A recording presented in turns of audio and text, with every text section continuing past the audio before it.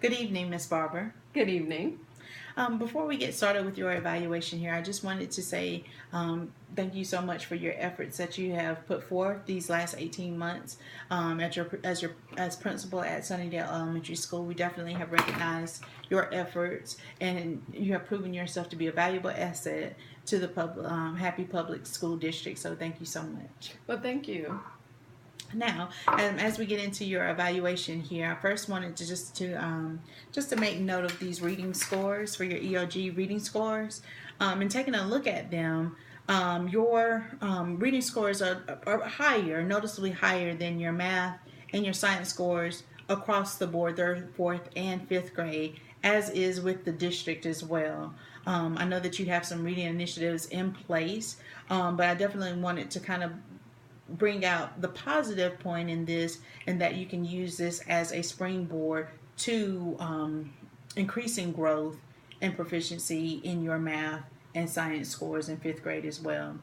So definitely keep going with those reading initiatives that you have going, but good job on that as well.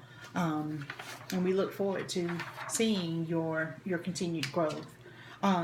Additionally, it's noted that you have a strong, sustained teacher leadership at your school. 20% of your teachers hold a master's degree, as well as 1% are nationally board certified, and that's indicative of teacher leadership. With the teacher working conditions survey, it is it is noted that 92.7% of your teachers feel that they're held to a high professional standard for delivering instruction. And that speaks to your leadership. They know that they have high expectations because of what you have set before them, the challenge that you have put before them. So in having that expectation, they're working to meet that, and that is evident in their leadership as well. Additionally, the teacher working condition survey reveals that 90.4% of your teachers that feel encouraged to take part in your leadership roles at your school. That speaks volumes because it says that they have a voice and they know that their voice will be heard. Additionally, 81.2% of your teachers and faculty recognize that there is an effective process for making group decisions to solve problems. Additionally, 85.7% of the school feel that they work together, that you all work together as a school to take steps to solve problems for your school. And finally, 86.5% of your teachers feel that they are effective leaders in your school. So that means that they have a leadership role. They know that in that role they're heard, and they are engaged in that role. So kudos to you for that. Well, thank you. Now I want to ask you a couple of questions here. How do you use your halftime AP? I know that he's only there for 2.5 days of the week. So in that unique situation, how do you use them? Well, I use them in the areas of discipline. We utilize the PBIS discipline model. Okay. And so that allows for him to serve on the PBIS committee for our school improvement team. Okay.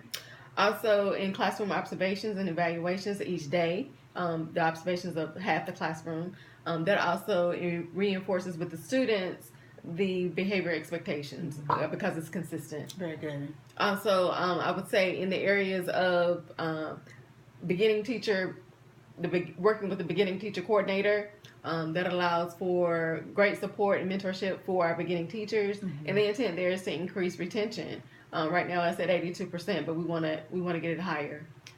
Very good. Okay, so now I want to also go back to that science and math. With those scores, how do you plan to increase your proficiency?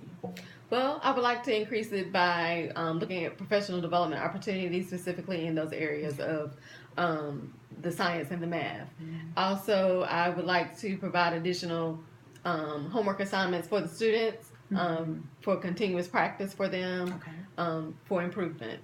Also, to provide hands-on learning opportunities and additional resources. Okay.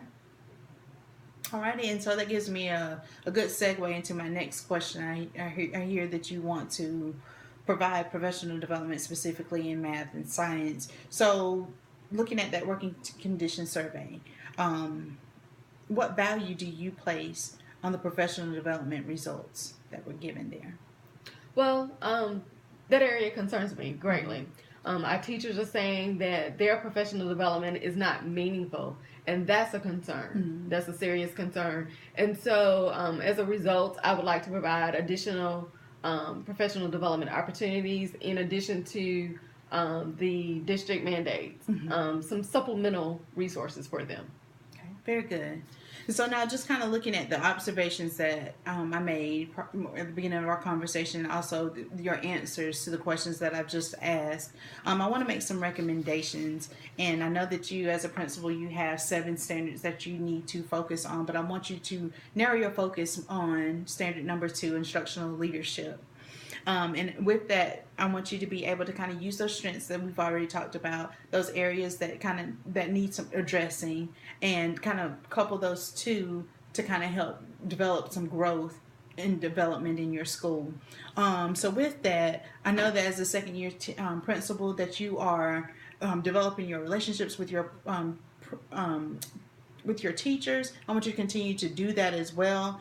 I also want you to make sure that you are providing those leadership position opportunities that we talked about. Make sure that you are using your teacher working condition survey to make sure that they get differentiated PD, as well as making sure that they are a part of your teams.